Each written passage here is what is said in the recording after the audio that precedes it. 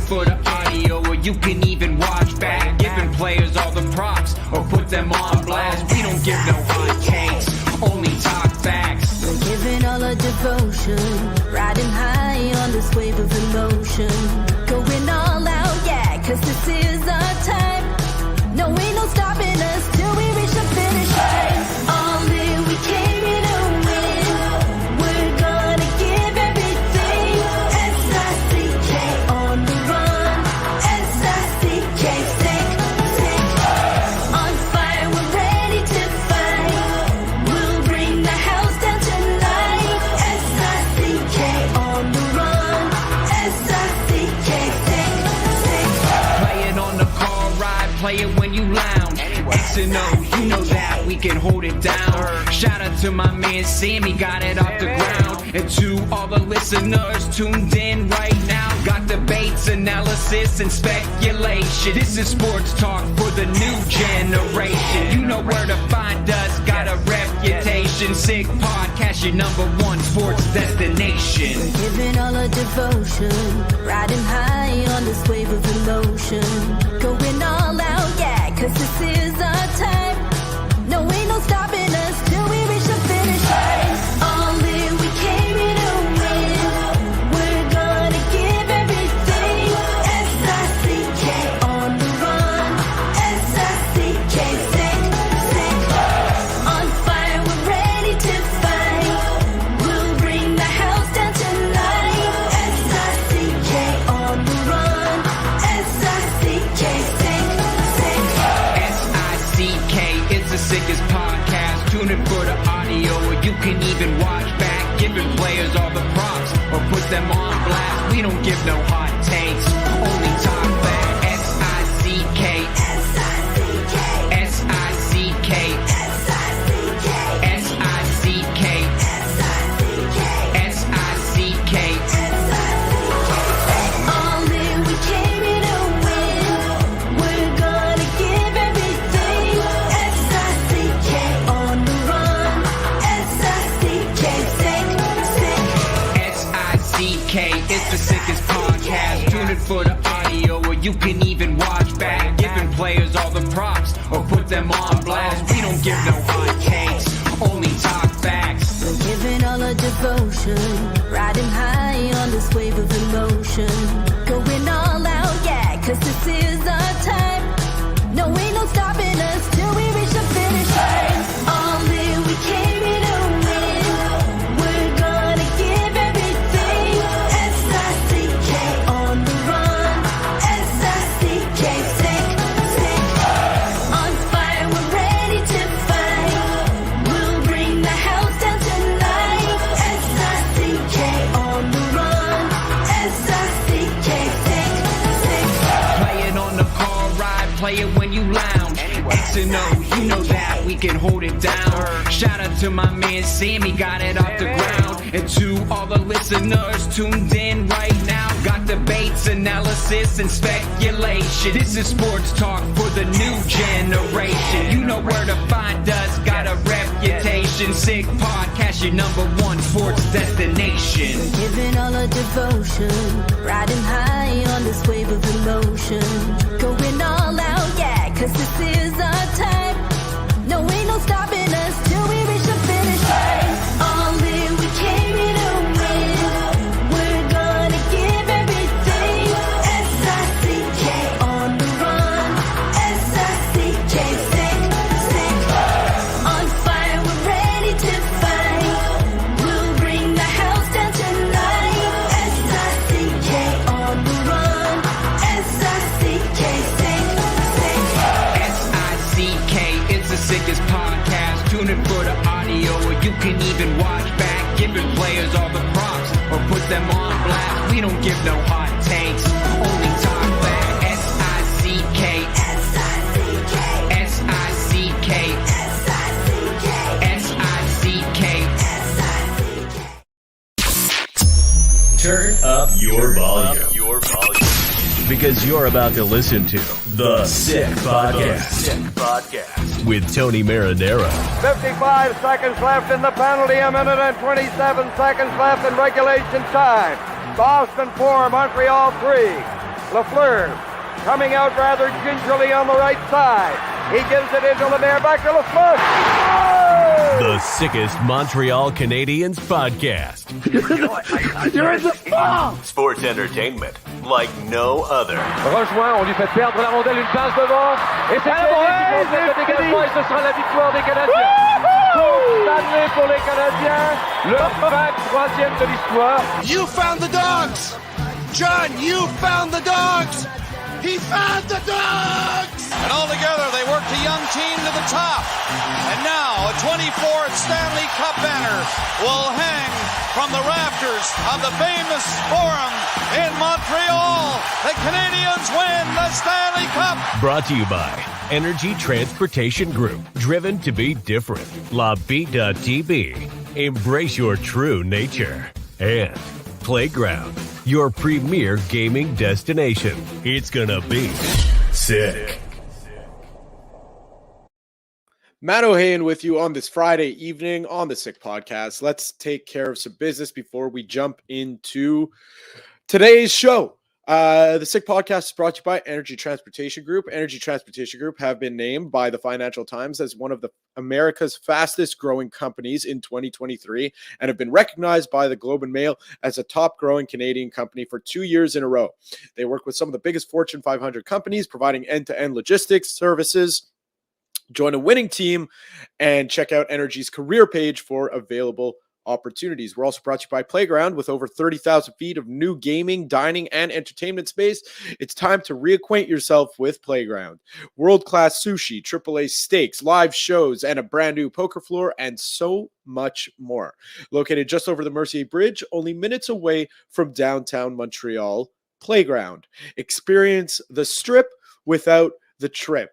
And by La Bita TB Beer, brewed in Quebec and a winner of a dozen international awards, La Bita TB offers quality microbrewery beers made with premium ingredients for everyone's taste. La Bita TB, embrace your true nature. And finally, we're excited to welcome Accent Insurance as a new sponsor of the Sick Podcast. You know, all insurance isn't created equal, and you know where to find the right solution for you. Accent Insurance. Accent doesn't sell insurance. They shop insurance for you to find the right product, right on the money, whatever your insurance needs, home, auto, or business. Call the Accent team today at 514-363-3636 and get the right solution at the right price. Visit their website at accentassurance.com.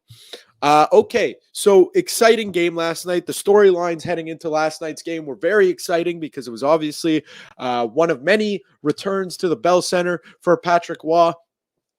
So the crowd was very excited by that. He was not so excited by that, by the look on his face every time they showed him on the Jumbotron. And then the game started. What an exciting game in the first period if you're a Canadiens fan. Game died down in the second period. Third period, pretty boring up until Brendan Gallagher does something incredibly stupid. And then Islanders tie the game. Shawn Monahan wins it for the Canadiens.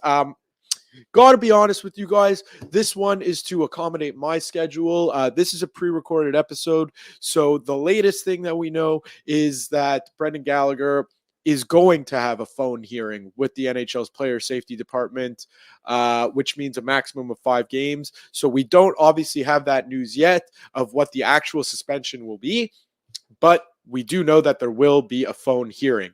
With me today, as he usually is every Friday, is Stu Cowan of the Montreal Gazette. Stu, how we doing? I'm doing well, and Brendan Gallagher is probably doing a little better this morning than he thought he might be because it's only a phone hearing.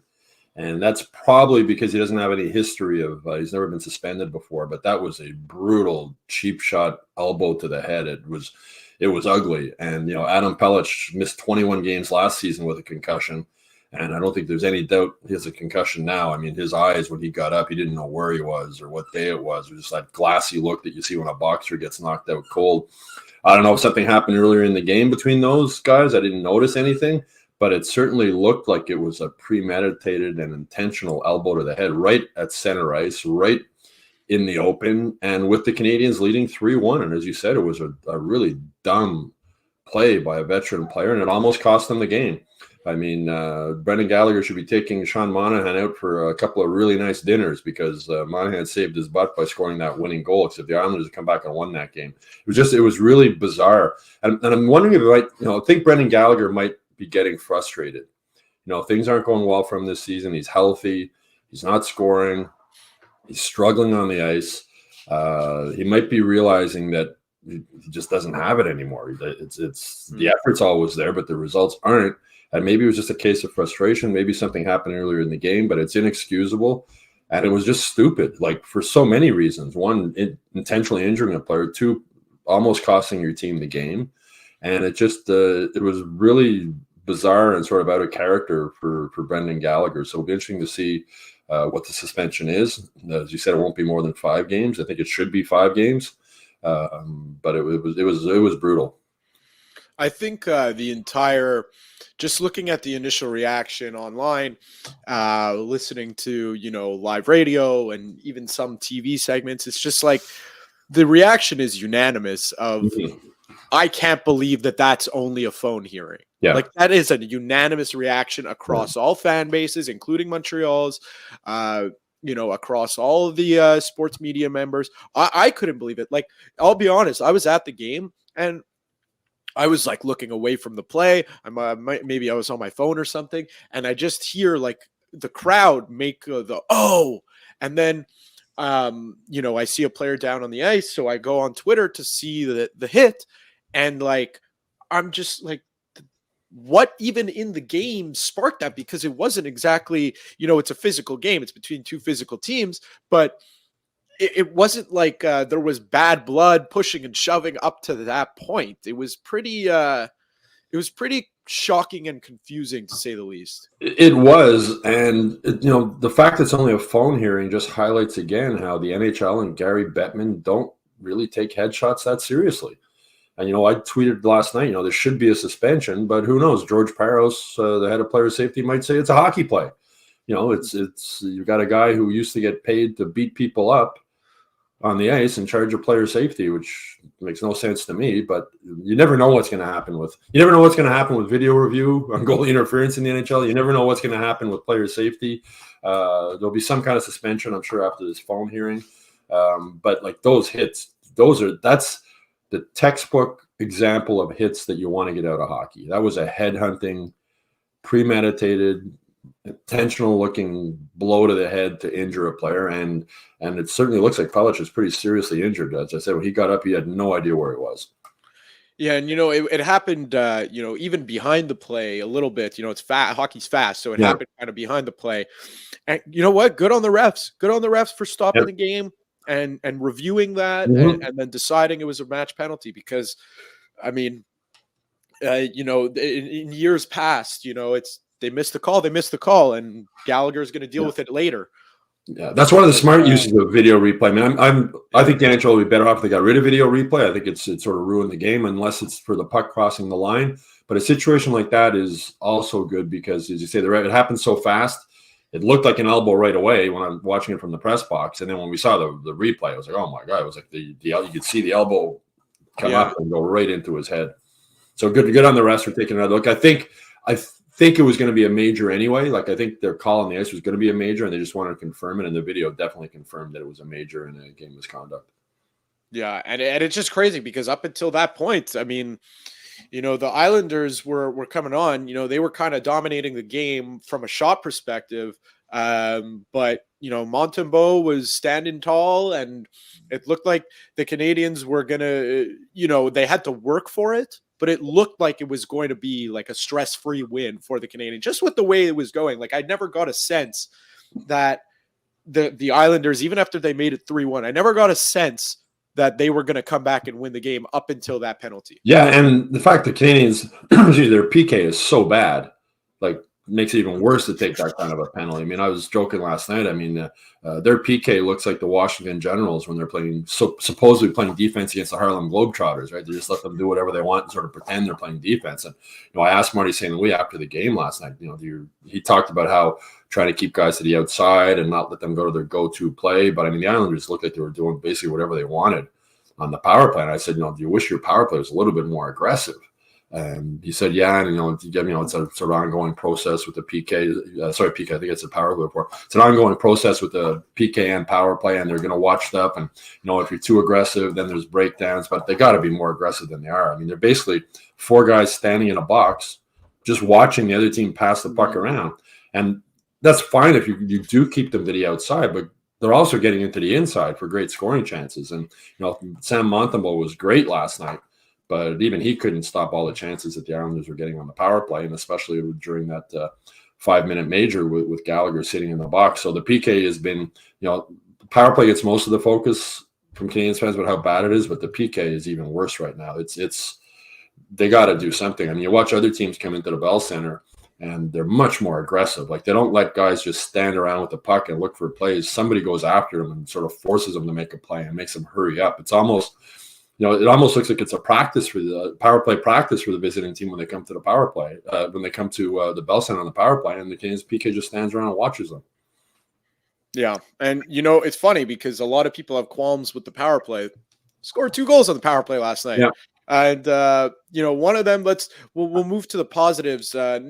Nick Suzuki's goal was one of the nicer power play goals I think the Canadiens have scored in a while. Yeah. And just it's a nice set play, but what a last touch pass by Juraj Slafkovsky over to Nick Suzuki to finish that off. And it really seems like, after what was really a tough week for the Canadiens, PR wise, just because, of how badly they played against Boston. And then the response against Ottawa was to get blown out of your own building. And in a lifeless game, it was pretty tough for the Canadiens. And even on that goal by Nick Suzuki, you could kind of tell on their face, like, we got to do more. Like, this is nothing, because they kind of celebrated as if they just scored, and to make it 6-1, not to make it 1-0. Yeah, and that Cole Caufield goal was a highlight reel goal too. That was a beautiful goal. And 2 goals from Shawn Monahan. I think if there was any doubt that the Canadiens would be able to get a first-round pick for Shawn Monahan at the trade deadline, those doubts are going away pretty quick. It might be a first-rounder and something else. I mean, he's just playing some great hockey both ways. 2 goals last night, the game winner. There's so much like about Shawn Monahan's game. He hasn't missed a game this season. He's been healthy the whole time. I'm sure Ken Hughes was holding his breath, hoping that continues, which makes me wonder if he'll wait right up until the trade deadline to move him. With his history of injuries, you don't want to. Worst thing that could happen to the Canadiens now is he gets hurt again before the March 8th trade deadline. But there's a lot of things to like about the Canadiens game last night, including the start. They've had a history this season of not having good starts. They jumped out 3-0. I think they fed off the ceremony from Patrick Roy even more than the Islanders did. It was sort of cool that the Canadiens put that a slideshow of photos during the national anthem. I don't think anybody expected that. That was kind of cool when it came up. And Marty St. Louis was saying after the game, he heard the roar. He didn't know what it was about really during the anthem. He peeked up and he saw the video. And I think it was the same with Patrick Roy. And Nick Suzuki said the same thing. They didn't really know what was going on. But whoever with the Canadiens came up with that idea to do that during the anthem, I think deserves a raise. That was just a really cool way to honor Patrick Roy. I know he had said during his pregame news conference he didn't want it to be about him. He wanted it to be all about the Islanders. And he tried his best to do that. But the Canadiens, I think it was a nice way to pay tribute to him. And it also, I think it startled Patrick a bit because he was really trying to focus on the game. And you could see his emotions behind the bench. At first, he was sort of trying to ignore it. And then he got a little emotional, you could see. And then he sort of nodded and waved to the fans. But, no team does stuff like that better than the Canadiens when it comes to ceremonies and honoring players coming back to the Bell Center. I thought that was a really, really cool way to do it. I think the anthem singer must have been surprised too, because you usually don't get a roar like that during the national anthem. Yeah, I know. And it's funny because I was kind of thinking that maybe there would have been some sour grapes between the Canadiens and Patrick Roy again, because, he interviewed for the GM job and he didn't get it. And maybe he was a little bit of sour about that. No, it's just he didn't know that he didn't know what was going on. You would think that the Canadiens, like, while they do it the best, people don't love surprise. A lot of people don't love surprises. Yeah. Maybe just tell them. They've kissed and made up. Arpin Basswood is throwing the Athletic that usually the visiting coach has to walk across the ice before the game to get to the bench. And Patrick asked the Canadiens if he could use their runway by their locker room so he wouldn't have to go across the ice and there wouldn't be the big roar when he came up and would sort of be a more quiet thing. And they allowed him to do that, but then they caught him off guard with the with the national anthem stuff. And as I say, the Canadiens do that stuff so well. And Patrick didn't want it to be about him, but I mean, the column I wrote yesterday, it's impossible for Patrick Waugh not to be in the spotlight when he comes to Montreal. And, you mentioned that Canadiens have kissed and made up with him. And even Mario Tremblay, they did that Uber Eats commercial or whatever it was together a couple of years ago. And even, with PK Subban. I mean, they brought PK Subban back to the Bell Center last year and honored him. So it seems like this new management team has done a lot of good when it comes to kissing and making up with some of the older players and just the alumni in general. I mean, Marc Bergevin shunned the alumni. He didn't want them anywhere around the team. He didn't want them anywhere around the players. And that's really changed with Jeff Gorton and Kent Hughes. I mean, I've spoken with Rick Green and Chris Nyland and a few of the other alumni guys. And like you said, they said, it's nice to feel welcome again at the Bell Center. And Patrick Waugh was certainly welcome back last night. Well, it's important because it's you don't want to, you have to strike the perfect balance because you don't want to be too hung up on the past. Yeah.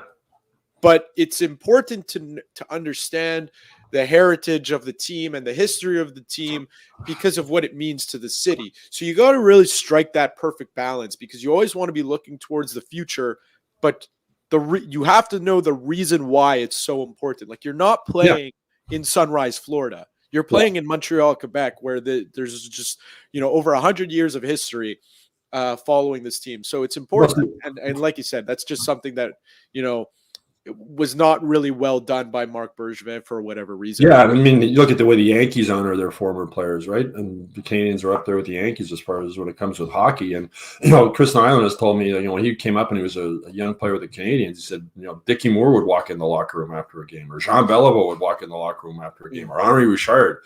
And he said it was so cool, just to be close to those guys. And, there's only 4 guys on the Canadiens who were even born when Patrick Waugh won the Cup in '93. But they know who he is, right? They know the legend of him. And so, I've never understood, what's the harm of having these guys around? And I think with Marc Bergevin, it was just his insecurity. I think he was insecure about having guys around him, the same way Michel Therrien was insecure about possibly having Larry Robinson as assistant coach, which is why Robinson didn't get the job and J.J. Daigneault did, even though Robinson had no interest in being head coach of the Canadiens. He didn't want to deal with the media. He just wanted to come be an assistant coach, work with the defensemen, and go home after the game, not have to talk to people like you and I. But for Jeff Gorton and Kent Hughes and Marty St. Louis, they're confident guys. They're confident men, and they have no problem, and they enjoy having these guys around the Bell Center again. Well, and they know how important it is. I mean, Kent Hughes, not that I don't know if Marc Bergevin grew up a Canadiens fan, but you kind of lose that when you play in the NHL, and then you have allegiances to different teams. You don't really care about your childhood team anymore. Kent Hughes grew up a Montreal Canadiens fan. He grew up in Beaconsfield. He knows what it means. He watched all those Stanley. Oh yeah, he remembers Patrick Waugh winning the Cup. He remembers back in the glory days, also, the late '70s. And again, it's I've spoken with Chris Nyland about this, and he says, I'm not going and telling these guys what to do. If Barber Jack comes to him and asks him for some tips on fighting or whatever, Chris will give it to him. But he says we're not there looking to tell these guys what to do. They're just it's just nice to feel welcome back at the Bell Center. I mean, they have that alumni lounge, which is right near the media room, and you see the guys going in there and coming out after the game. And Ray-Jean Houle's head of the Alumni Association, he's always there. He sort of hosts all the old players, and it's just they just make them feel welcome coming back to the Bell Center. The guys who are playing now see that and probably think to themselves, boy, when I'm done, I'm going to be welcome back here also. Right? So it's again, I never understood Marc Bergevin's philosophy of shunning the old timers, and it was just a case of his insecurity. So let's get back to Shawn Monahan, because like you said, there's no doubt now. I mean, there can't be.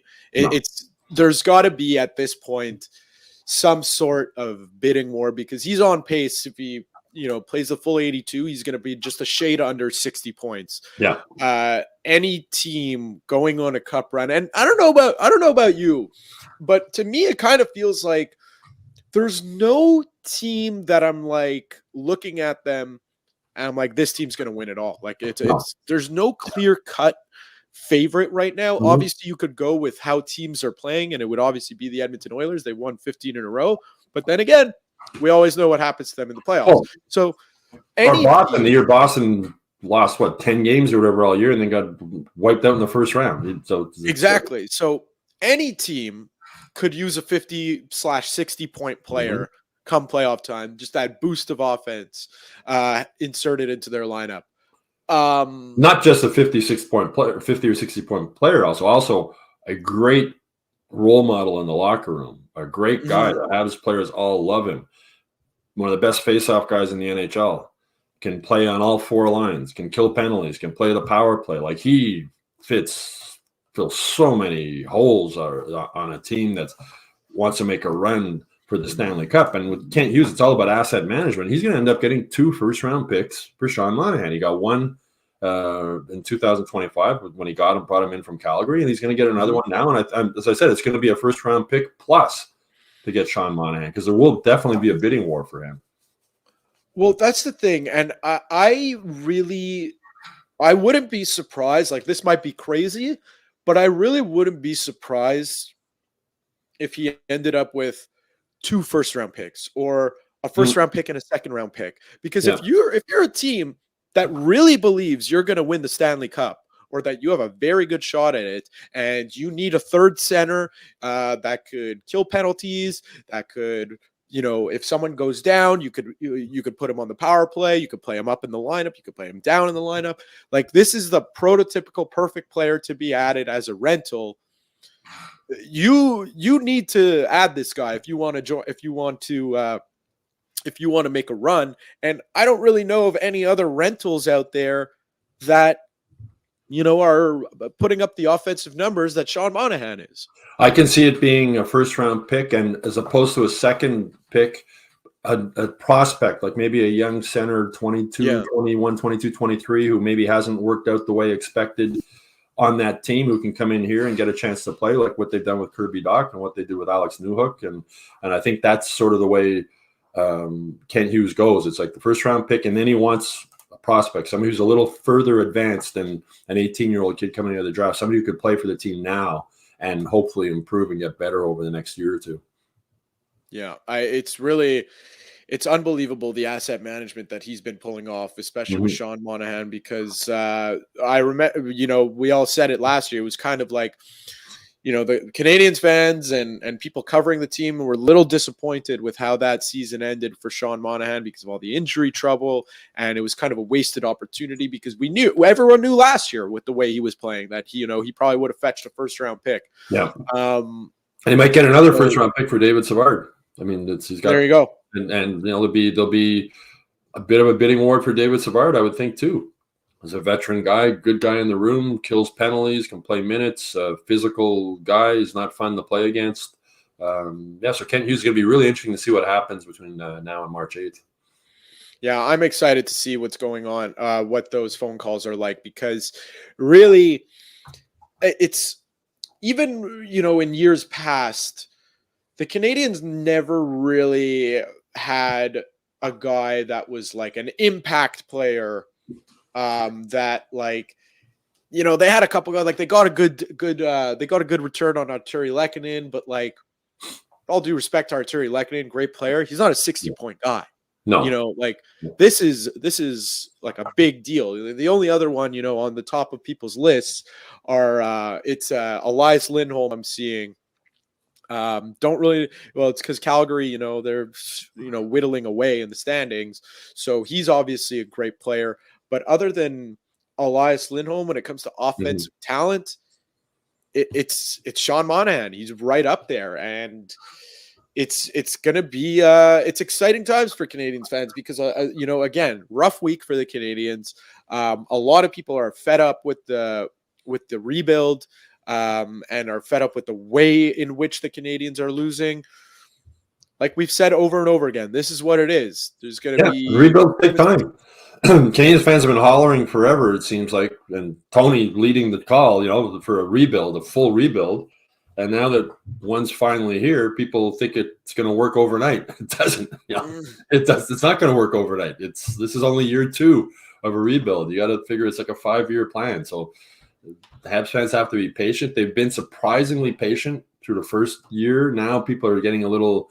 I think the fact that the Canadiens were near, they were like 3 or 4 points out of a wild card spot at the midway point, I think got people maybe a little excited. But the management team isn't focused on this season and getting into the playoffs. They're focused on down the road.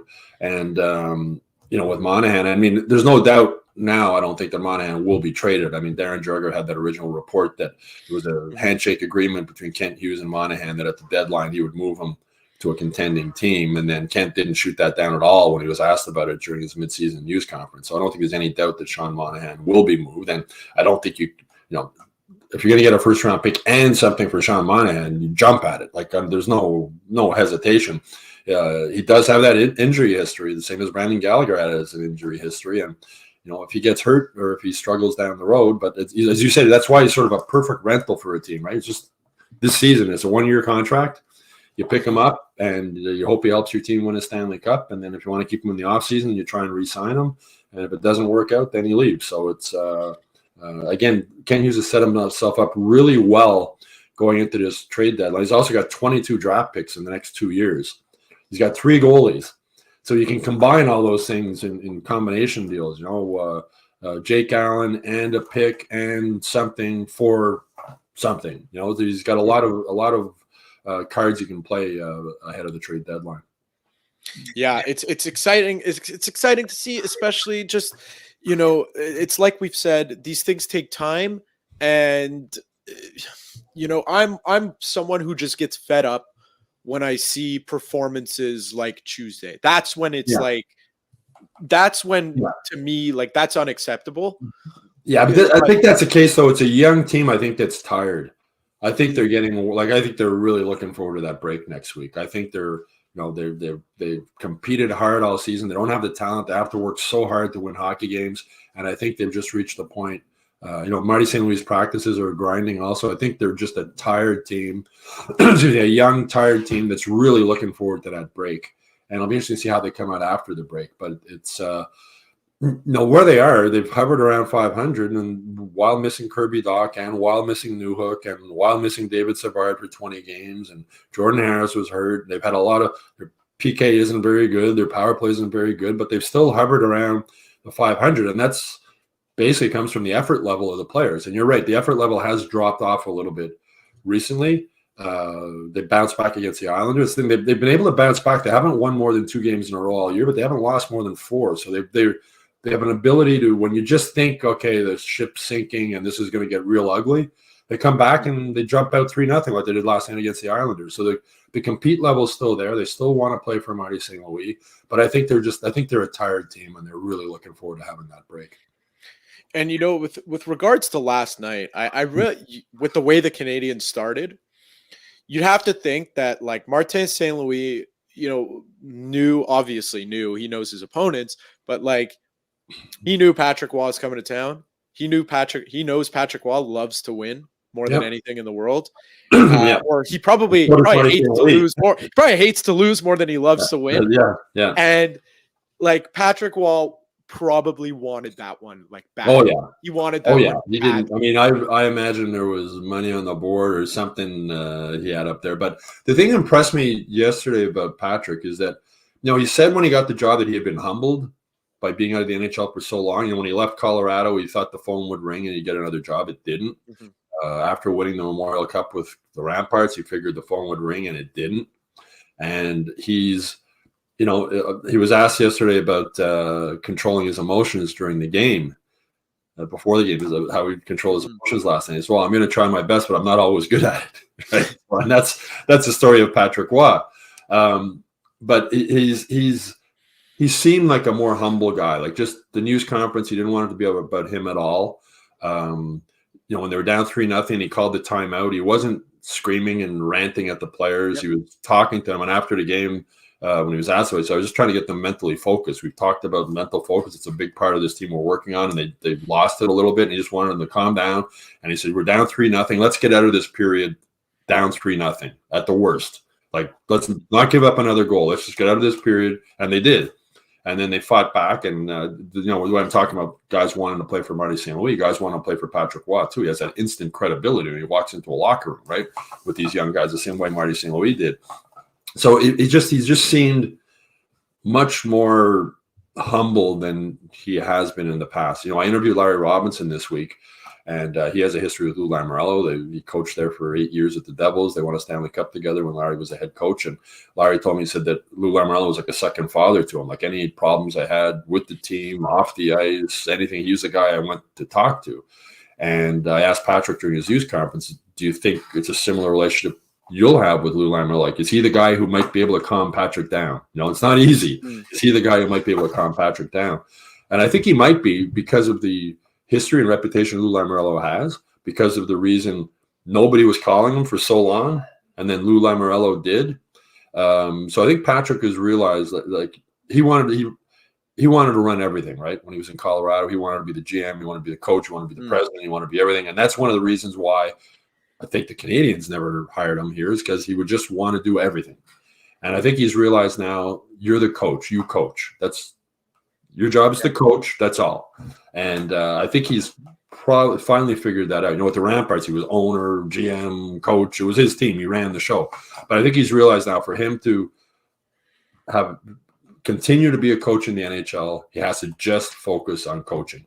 You have a say. Marty St. Louis was asked this week, what kind of a say he has in roster moves that the Canadiens make. There's been so many moves recently, Jack Guy going down and guys being put on waivers and whatnot. And he said, well, I meet with Gorton and Hughes, and I talk with them, and I give them my ideas. I have a say in it, but at the end of the day, they make the final decision on who's getting traded or who's going down. So Patrick needs to realize that's going to be the same thing in New Jersey. He can suggest things to Lou Lamoriello. He can suggest players that maybe aren't fitting in, guys who maybe should be down. But at the end of the day, it's Lou Lamoriello's decision. And if Patrick disagrees with the decision, okay, you just got to move on and focus on coaching again.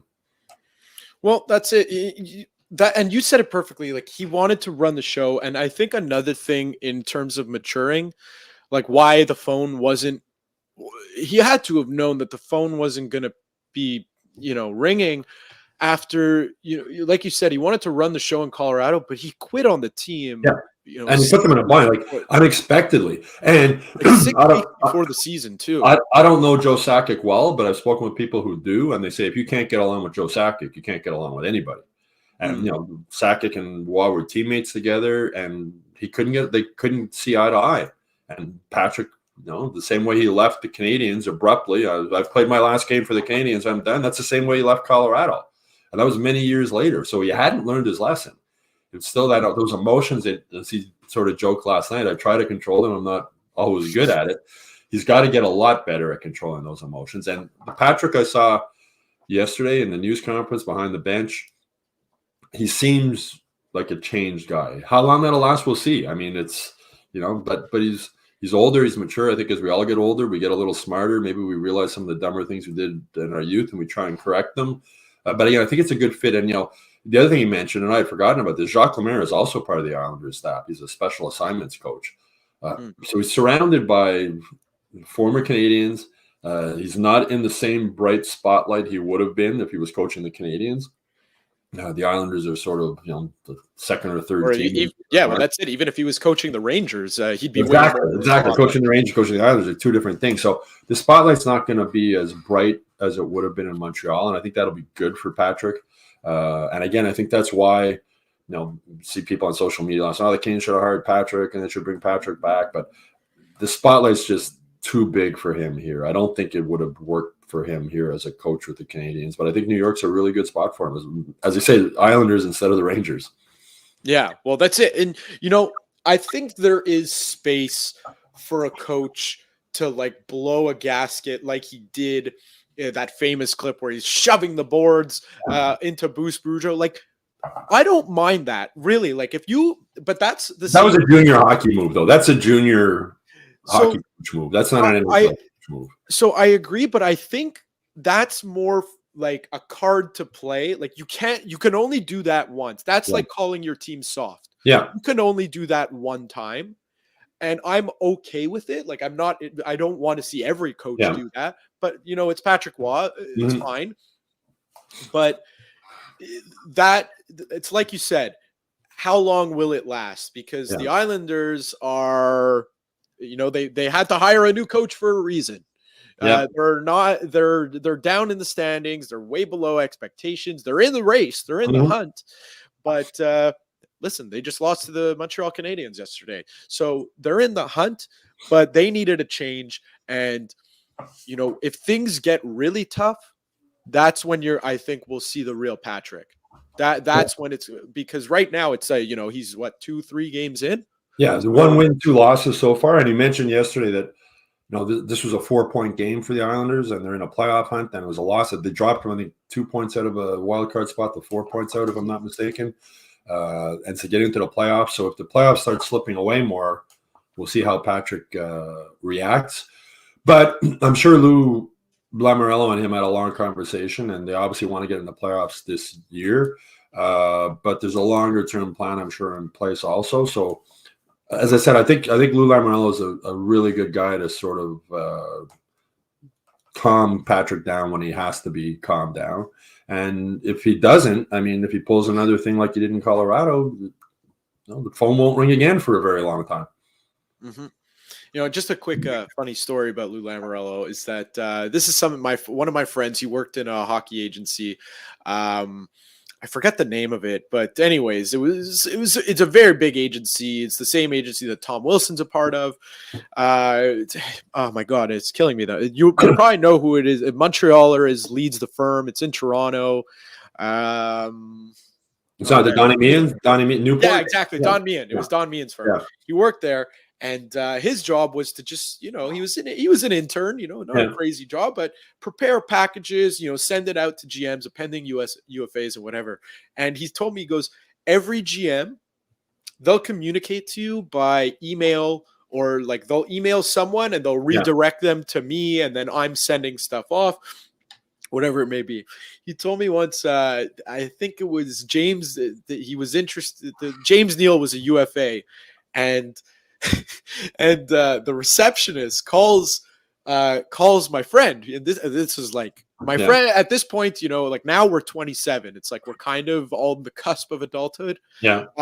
He's at this point he must have been 23, and the receptionist calls me and goes, Lou Lamoriello's on line 2 for you, and he goes, for me?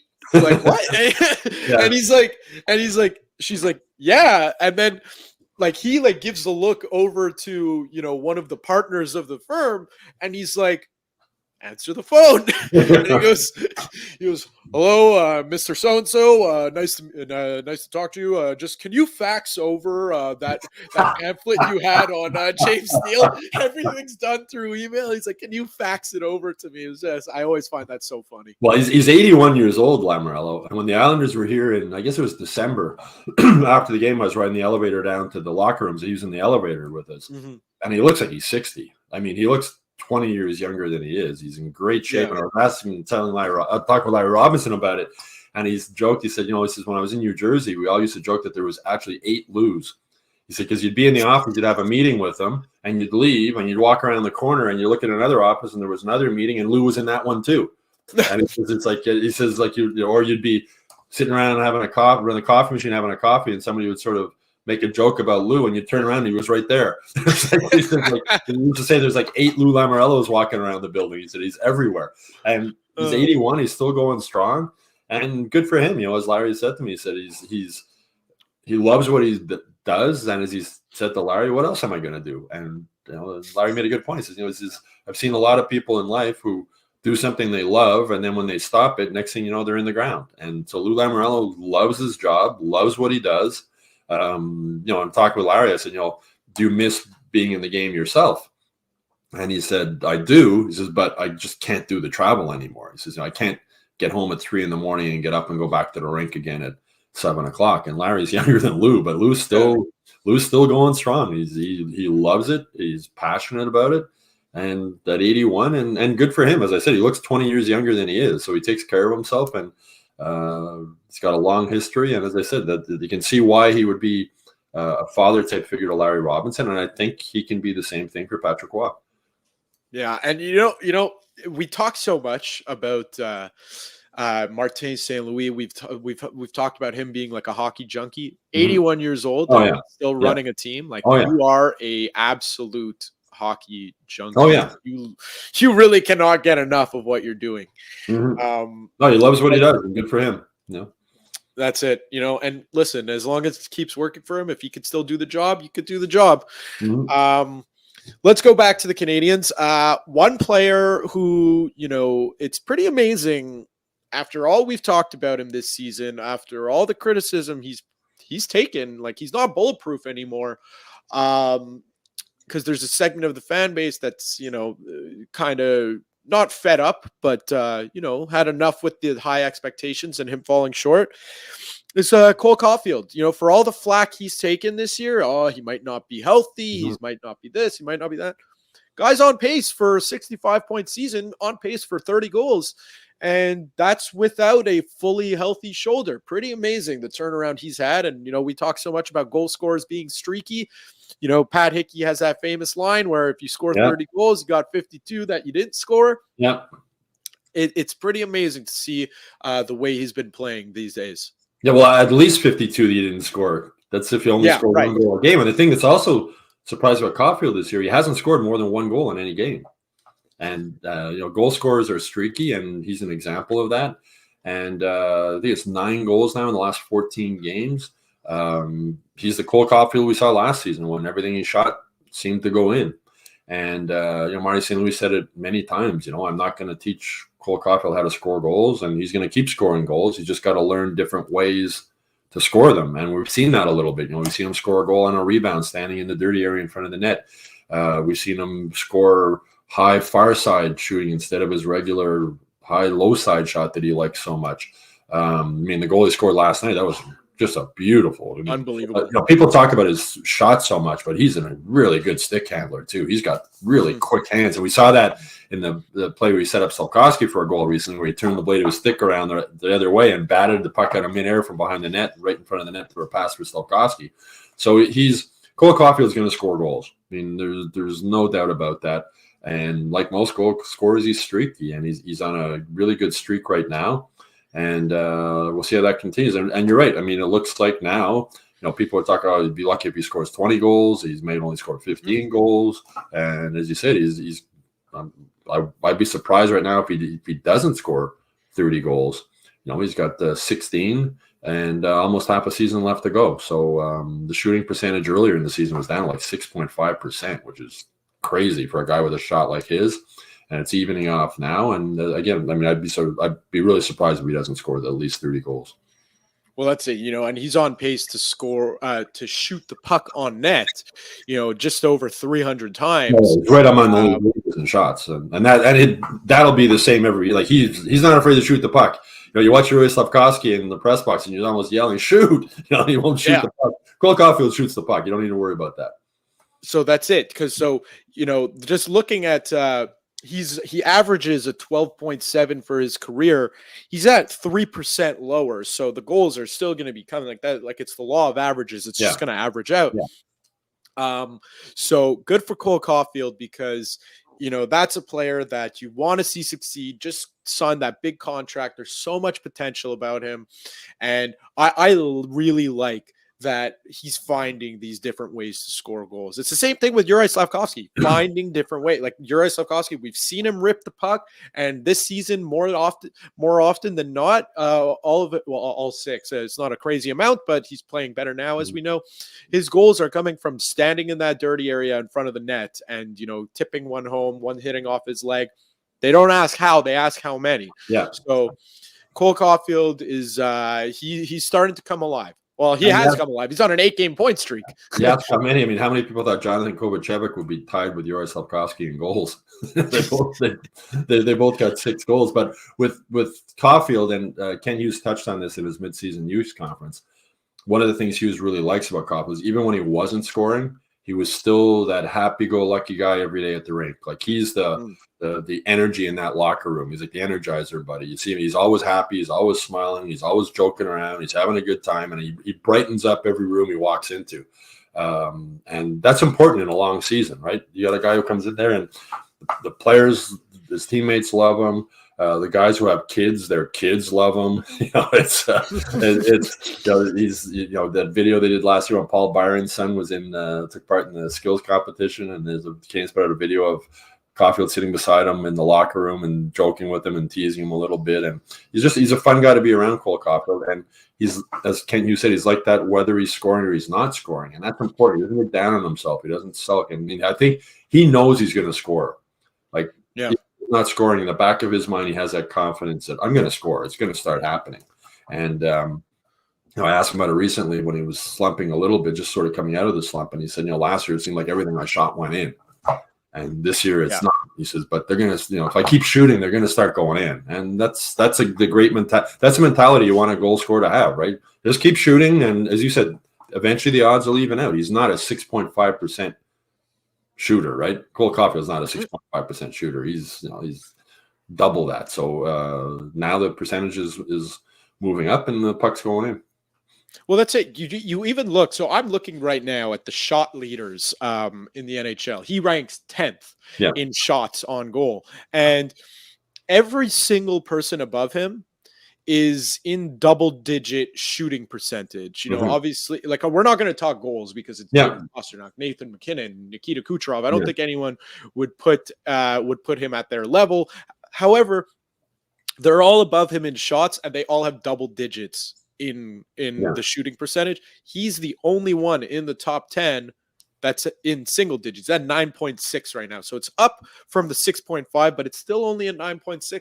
Again, 3 percentage points away from his norm, and that would put him at the same percentage point as Philip Forsberg, as higher than William Nylander, just about the same as David Pastrnak, who leads the league in shots.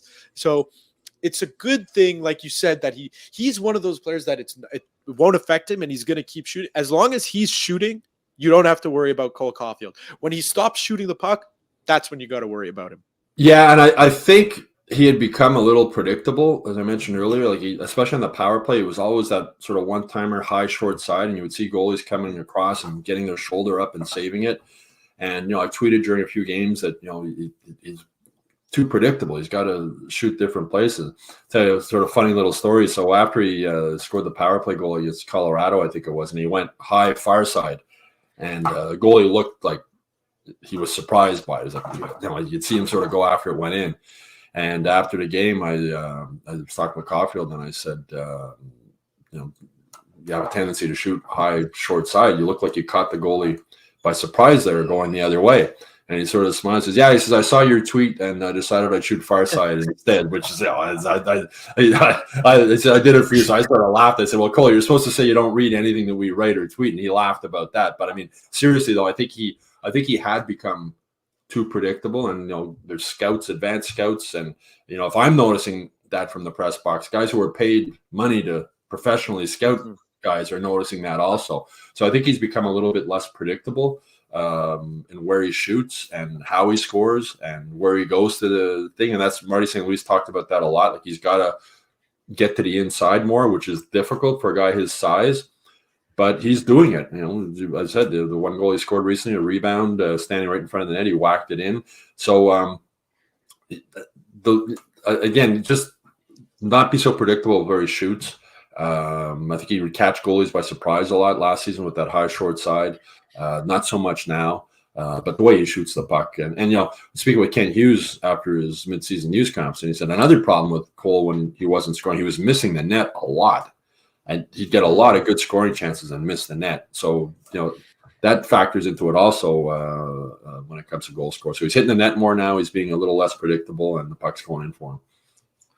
So last topic before we get you out of here. Topical because the Canadiens play the team of a player we're about to talk about. And listen, I like to have fun with trade talk, but I like to also be realistic. Sometimes it's hard to imagine something being realistic, but hey, Sidney Crosby He's on pace for his first 50-goal season. This is unbelievable. It's crazy. I literally just looked.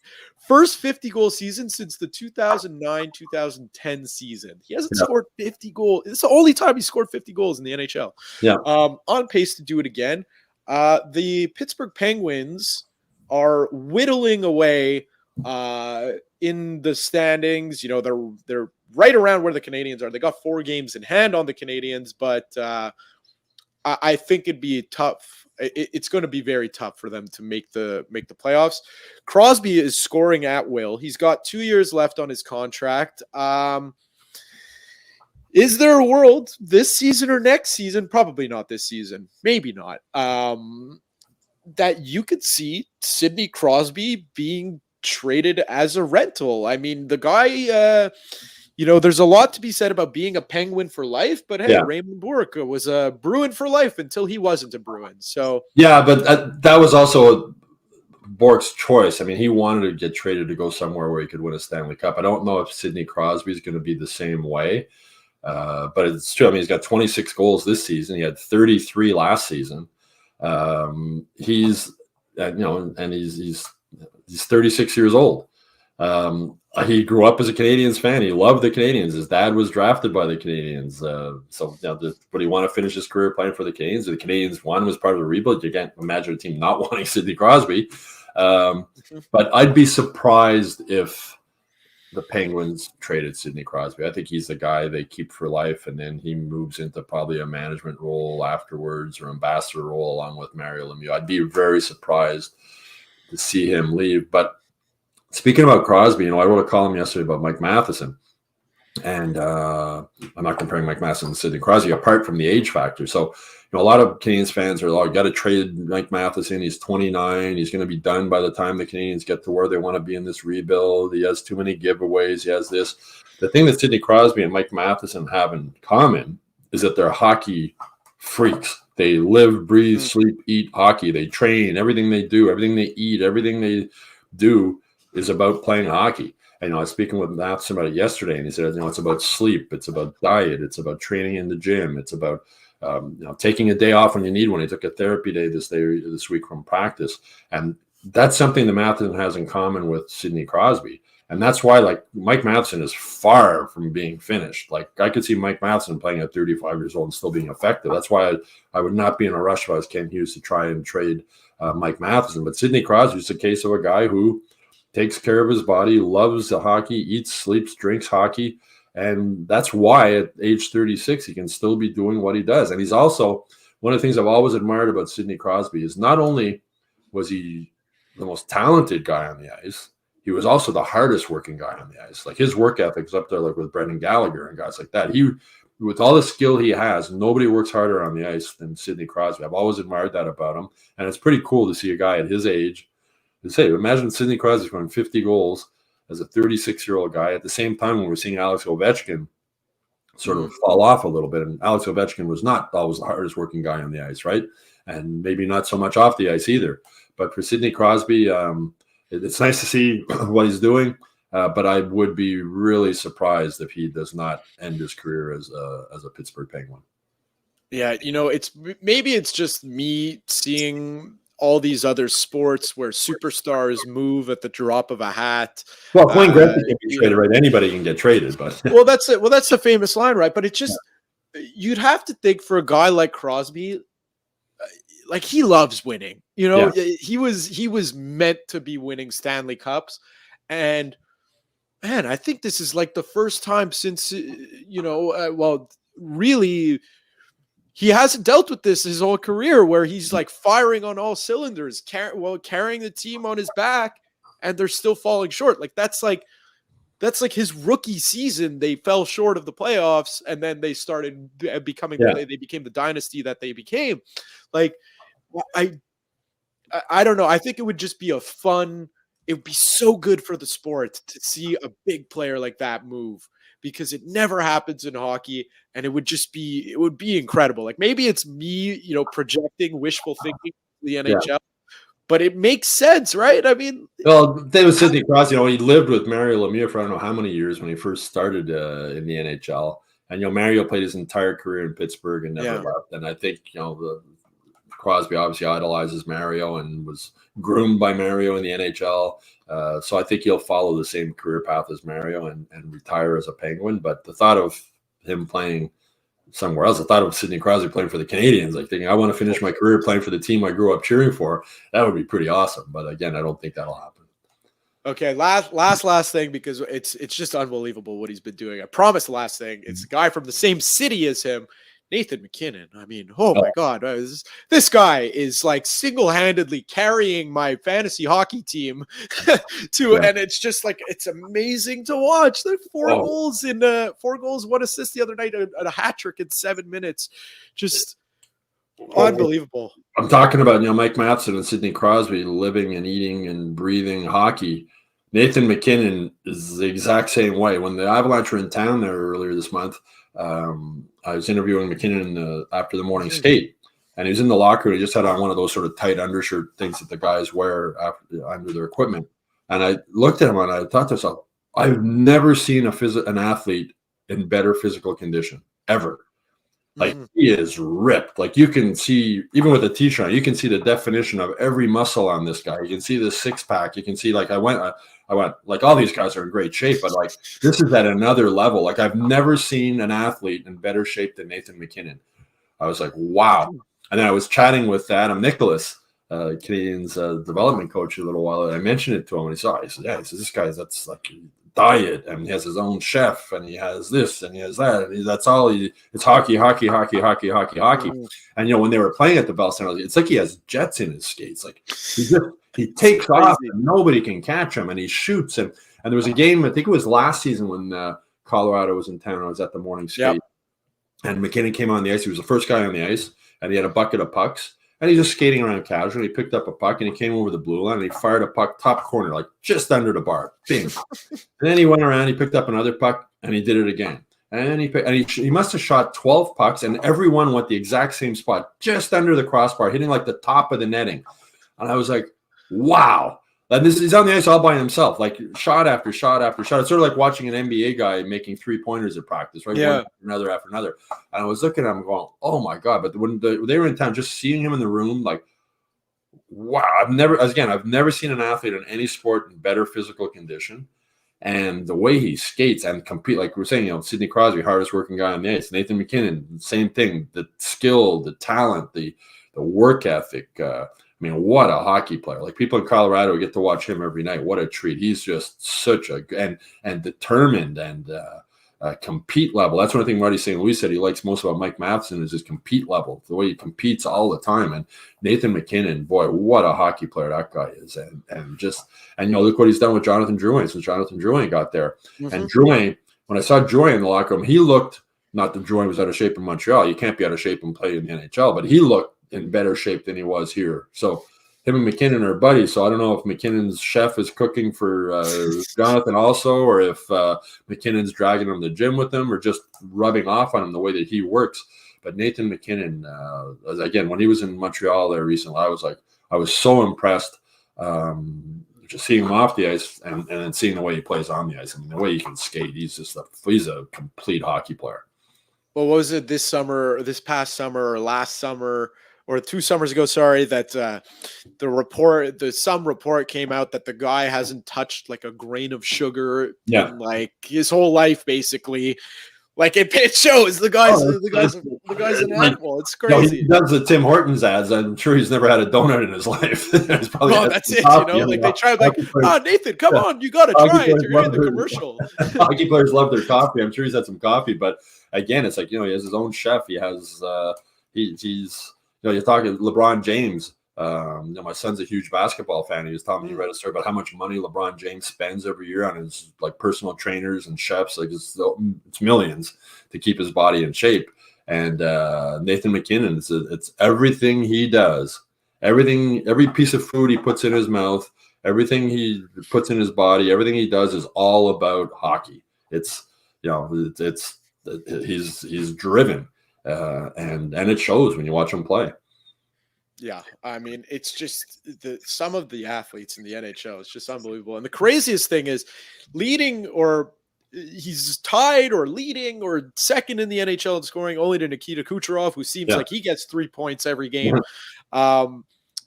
He's having such an amazing year, Nathan McKinnon, on pace for 140 points.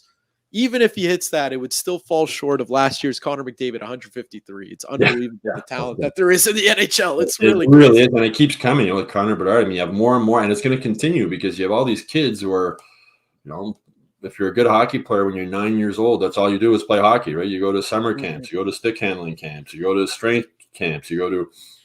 I was reading a story recently. I can't remember which NHL player. His parents hired a sports psychologist for him when he was like 11. It's like there's so much money involved, and these kids just you're going to see more and more of Nathan McKinnon types where it's hockey from a very young age, and we end up with players, the Sidney Crosbys, the Connor McDavids, the Nathan McKinnons, the Connor Bedards.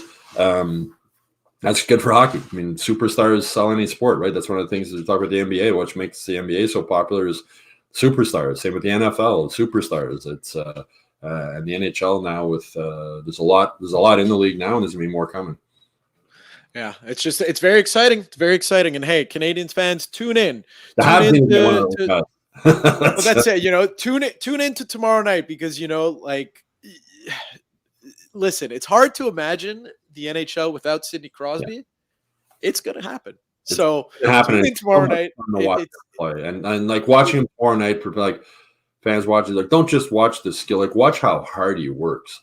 How good he is along the boards. He wins puck battles. It's almost impossible to get the puck off. He's just such a good hockey player, and from everything you read about him and hear about him, a good person. I'll tell you a quick story. I did a story a few years ago back home in Nova Scotia, right? But there was somebody who put after they won the cup, a guy outside his house. He knew that where Crosby's cottage is. He drives by his house every day, so he put a big board outside and he put Crosby's sweater. And he wrote, "Sid, please sign my sweater." And he left it up there if it was in Montreal, the sweater would have been stolen right after. He left it up there. He'd take it in at night, and he was hoping Crosby would see the sweater and stop and sign it. So a couple of days went by, 5 days went by, and nothing. He's okay. So he took the sign down, and he brought it in. And the guy's at work one day, and there's a knock at the door, and his wife just came out of the pool. She's wearing her bathing suit. She goes to the door. She opens the door. It's Sidney Crosby at the door. What happened to the sweater? And she's like, her face drops. She couldn't talk. She was speechless. And then the daughter comes running to the door, and the daughter sees Sidney Crosby, and she almost falls on the floor. And not only did he show up at the door, he had a Sharpie with him. Oh, man, that's awesome. If you Google Crosby and sweater, whatever my name, you'll find it online. And so Crosby goes in, and he signs the sweater, and he has a cup of coffee with the wife, and the wife phones her husband at work and says, "You're not going to believe who's at the house." And he's like, "Who?" It's Sidney Crosby. He's like, "Come on, no. Oh, he wants to talk to you." Yeah. So Crosby gets on the phone and says, "Yeah, I saw your sweater. I'm just here signing it." And the guy's like, "Is this a joke or what's going on?" So anyway, Crosby signed the sweater, and he got back in his car and he drove to the cottage. So that's the type of guy Sidney Crosby is. And there was another one column I wrote. It was during the bye week a few years ago, and Crosby and his girlfriend went to Mont Tremblant. And most people go somewhere sunny, right? Hockey players in the break, the Mont Tremblant with his girlfriend. So this kid's on the outdoor rink in Mont Tremblant, shows up at the outdoor rink, like an 18-year-old, 17-year-old kid who was playing junior B at the time. And he gets on the ice and he's skating around. There's just him and one other guy on the ice. And he looks over and he goes, "That looks like Sidney Crosby." And so the kid's shooting pucks, and then he looks over and he goes, "Are you Sidney Crosby?" And he goes, "Yeah." So they spent like an hour. Crosby was doing drills, and he needed somebody to pass him the puck and do something. So the kid did drills on an outdoor rink in Mont Tremblant with Sidney Crosby during the bye week in the NHL schedule. It's such a good thing. After that, on the road, and I saw Chris Letang in the locker. I was talking with Chris Letang, and I said, "Did you hear about Crosby?" But he says, "Yeah, I saw that." He says, "Were you surprised?" I said, "Who brings their skates with them on the bye week?" So it just shows another thing about Sidney Crosby that he actually, the one about stopping to sign the sweater, and during a bye week, Sidney Crosby's doing drills on an outdoor rink in Mont Tremblant.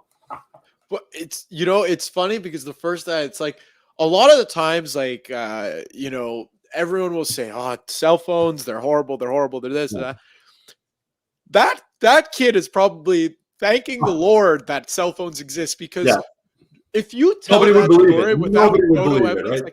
It's like, are you out of your mind? No way. No, that's right. Sidney Crosby, who skated on the outdoor rink with you in Mont Tremblant during the bye week. Yeah, good one. Yeah, exactly. It happened. It definitely happened. That's unbelievable. Anyway, so the Canadiens head to Pittsburgh tomorrow night to play Sidney Crosby and the Penguins. Stu, I know you'll be watching, so enjoy the game, and thank you for joining me as you always do on Fridays. All right, have a good weekend. Enjoy the football too. Thank you, Stu. And so that's Stu Cowan. I'm Matt Ohayon. Programming note, I'm away for the next 2 Fridays. I will not be here on February 2nd and February 9th. Don't worry, though. I will be back on the 16th. I think that's a Friday, if my math is correct. So Tony's filling in for me, as I did for him when he was in Portugal. I'll be in Seattle and Florida. So until then, I'll catch you in about 2 weeks' time. And that's a wrap. Hope you don't miss us too much until next time. Follow the Sick Podcast with Tony Marinaro on YouTube, Instagram, Facebook, Google Play, and Apple Podcasts. The Sick Podcast is brought to you by Energy Transportation Group, driven to be different. LaVie.tv, embrace your true nature. And Playground, your premier gaming destination.